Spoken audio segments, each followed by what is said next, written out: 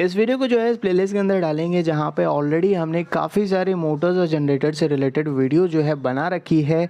काफ़ी सारी important information आप लोगों के साथ शेयर किया है जो आप लोगों को काफ़ी ज़्यादा पसंद भी आया था।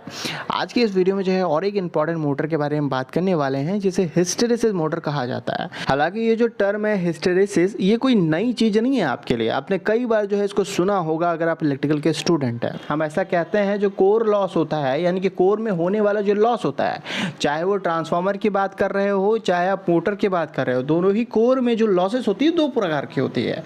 पहले को हम एडी करंट लॉस कह रहे होते हैं और दूसरा जो हमारा हिस्टेरेसिस लॉस होता है। तो इस हिस्टेरेसिस जो टर्म है इससे बखूबी जो है आप इसको पहचानते हो। तो एक कदम और आगे बढ़ाते हैं और इसकी पूरी जो कहानी है बहुत ही प्यारे तरीके से आपको समझाते हैं। इस वीडियो को बैठ करके आप आराम से एंजॉय कीजिए, सारी चीज़ें जो है बहुत ही स्मूथली समझ में आने वाली है। तो अगर आपको ये सारी बातें जानना है तो इस वीडियो को देखते रहिए, आपको कुछ नया तो क्या बहुत कुछ सीखने मिलने वाला है।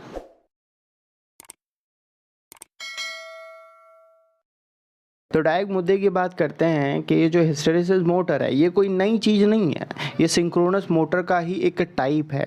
सिंक्रोनस मोटर के बारे में आपको काफ़ी सारी इन्फॉर्मेशन हमने दे रखी है और आप जानते हैं कि भाई सिंक्रोनस मोटर होता क्या है। हमने पहले भी आपको बता रखा है कि ये एक एसी मोटर है जो अल्टरनेटिंग करंट पे चल रहा होता है। इसके इनपुट में आप एसी दे रहे होते हैं और ये कांस्टेंट स्पीड मोटर है, सिंक्रोनस स्पीड में ये रोटेट कर रहा होता है। अब ये सिंक्रोनस स्पीड क्या होता है?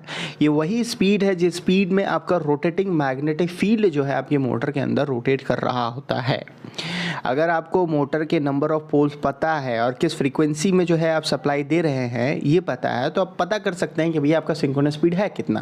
N=120F/P बेसिक सा फॉर्मूला है, आपने कई बार सुना है। तो इसी तरीके से आपका हिस्टेरेसिस मोटर भी जो है वो सिंक्रोनस स्पीड में रोटेट कर रहा होता है और इसको हम कांस्टेंट स्पीड मोटर कह रहे होते हैं। पर फर्क क्या है पता है? फर्क ये है कि सिंक्रोनस मोटर में आपने देखा था कि उसको कांस्टेंट स्पीड में रोटेट करवाने के लिए हम उसके रोटर के वाइंडिंग में डीसी करंट फ्लो करवा रहे थे, पर यहाँ पर हिस्टेरेसिस मोटर में ऐसा कोई भी डीसी करंट फ्लो करवाते ही नहीं है। और सबसे मजे वाली बात यहाँ पे ये है कि यहाँ पे आपका वाइंडिंग होता ही नहीं है। यानी कि आप सोच रहे होगे यार जब यहाँ पे वाइंडिंग ही नहीं है तो फिर भाई इसमें टॉर्क कैसे लग रहा होगा, तो यही तो आपको जानना है। तो अभी तक अगर मैं थोड़ा सा समराइज कर दूँ तो सिंक्रोनस मोटर दो प्रकार का होता है। एक तो नॉर्मल सिंक्रोनस मोटर जो आपने पढ़ा था जहाँ पे स्टेटर में भी वाइंडिंग हमने किया, रोटर में भी हमने वाइंडिंग किया, वहाँ भी डीसी करंट फ्लो करवाया, तो उस वाले सिंक्रोनस मोटर को हम डबली एक्साइटेड मशीन कह रहे होते हैं। और दूसरा जो इसका टाइप है आप ऐसा कह सकते हैं, दूसरा टाइप एक ऐसा सिंक्रोनस मोटर है जहाँ पे आपने स्टेटर में तो वाइंडिंग किया, रोटर में किसी प्रकार का वाइंडिंग नहीं है, तो ये वाला जो सिंक्रोनस मोटर है इसी को आप हिस्टेरेसिस मोटर कह रहे होते हैं।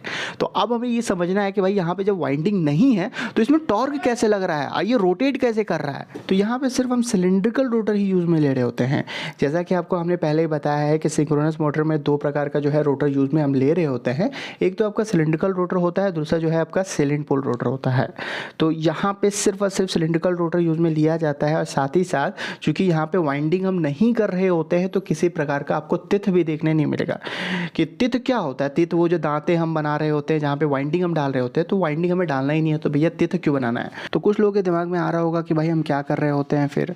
तो आपको बता दें कि इसके रोटर के ऊपर सर्कुलर शेप में जो है इस तरीके से हम फेरोमैग्नेटिक मटेरियल को यूज़ कर रहे होते हैं। अब बहुत सारे लोगों के दिमाग में ये भी सवाल आ रहा होगा कि भाई हमारा मोटर का कोर तो आपका फेरोमैग्नेटिक मटेरियल ही होता है, जो रोटर का कोर है या स्टेटर का कोर है वो तो फेरोमैग्नेटिक मटेरियल ही होती है। सही आप कह रहे हैं, बट यहाँ पे जो फेरोमैग्नेटिक मटेरियल हम यूज़ में ले रहे होते हैं वो हार्ड फेरोमैग्नेटिक मटेरियल होता है। आपको बता दें कि फेरोमैग्नेटिक मटेरियल दो प्रकार का होता है। एक सॉफ्ट फेरोमैग्नेटिक मटेरियल होता है जो आपके ट्रांसफार्मर के कोर में, आपके मोटर नॉर्मल जो मोटर होती है उसके कोर में हम यूज़ में ले रहे होते हैं, और एक हार्ड फेरोमैग्नेटिक मटेरियल होता है।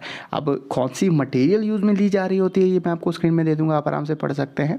तो ये हार्ड और सॉफ्ट फेरोमैग्नेटिक मटेरियल क्या है, ये फेरोमैग्नेटिक मटेरियल क्या है? फेरोमैग्नेटिक मटेरियल एक बहुत ही अच्छा मैग्नेटिक मटेरियल होता है, यानी कि ये अपने अंदर से बहुत ही आराम तरीके से मैग्नेटिक फ्लक्स को फ्लो करवा सकता है।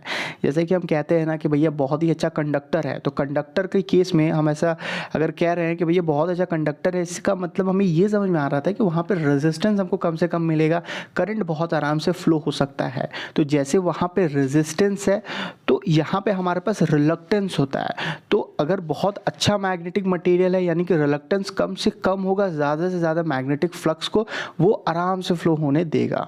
और एक कन्फ्यूजन आपका क्लियर कर दे कि ये जो फेरोमैग्नेटिक मटेरियल है ये कोई मैग्नेट नहीं होता है।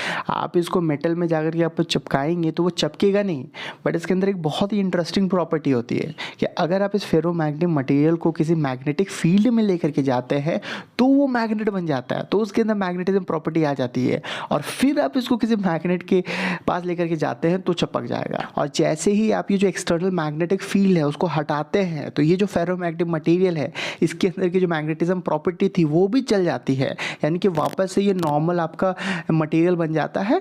बट प्रैक्टिकली ऐसा नहीं होता, थोड़ा बहुत जो है मैग्नेटिज्म इसके अंदर रह जाता है जिसे हम रेसिडुअल मैग्नेटिज्म या रिटेंटिविटी कहते हैं। तो ये जो मैंने आपको बताई दो चीज़ें, ये आपके सॉफ्ट फेरोमैग्नेटिक मटेरियल की बातें थी। हार्ड फेरोमैग्नेटिक मटेरियल की कहानी है कि जब आप मैग्नेटिक फील्ड हटाते हैं तो उसमें थोड़ा बहुत नहीं, बहुत ज़्यादा मैग्नेटिज्म प्रॉपर्टी रह जाता है, यानी कि जो रेसिडुअल मैग्नेटिज्म है वो काफ़ी ज़्यादा रह जाता है। और यही जो इसका प्रॉपर्टी होता है हार्ड फेरोमैग्नेटिक का, इसी की वजह से आपका जो हिस्टैरिसीस मोटर है वो काम कर पाता है। और इसी नेचर को अगर आप ग्राफिकली प्लॉट करेंगे तो आपको कुछ इस प्रकार का देखने मिलेगा। और इस लूप को हिस्टैरिसीस लूप कहा जाता है। और आपको समझ में आ गया होगा कि भाई इसको हम हिस्टैरिसीस मोटर क्यों कह रहे होते हैं। अब ये कैसे काम करता है आपको एकदम शॉर्ट में आपको एक्सप्लेन कर देता हूँ। तो देखिए होता क्या है कि जैसे ही आप इसको सप्लाई देते हैं इसके स्टेटर वाइंडिंग के अंदर से करंट फ्लो होता है। अब स्टेटर के बारे में आपको बताते हैं कि इसका स्टेटर वाइंडिंग या स्टेटर जो है वो आपका नॉर्मल सिंक्रोनस मोटर या इंडक्शन मोटर में जैसा होता है, 3 फेज़ में है तो 3 फेज़ वाइंडिंग हम करते हैं। अगर सिंगल फेज़ है तो हमने बताया था कि वहाँ पे ऑक्सिलरी वाइंडिंग भी होता है ताकि रोटेटिंग मैग्नेटिक फील्ड हमें मिल पाए, या शेडेड पोल आप यूज़ कर रहे होते हैं तो वैसे ही होता है। तो जैसे ही आपने सप्लाई दिया आपका रोटेटिंग मैग्नेटिक फील्ड क्रिएट होता है और वो रोटेट होता है। अब अंदर में आपने रोटर लगा रखा है जिसके ऊपर फेरोमैग्नेटिक मटेरियल है यानी कि मैग्नेटिक मटेरियल है, उससे ये जो रोटेटिंग मैग्नेटिक फील्ड है वो लिंक करता है और चेंज होता है। और अगर ऐसा होगा तो क्या होगा, फैराडे अंकल ने हमें बताया था कि ईएमएफ इंड्यूस होगा और अगर सर्किट कंप्लीट है तो भैया करंट फ्लो होगा। और चूंकि यहाँ पे आपका एक सॉलिड प्लेट है तो यहाँ पे एडी करंट फ्लो होना स्टार्ट हो जाता है।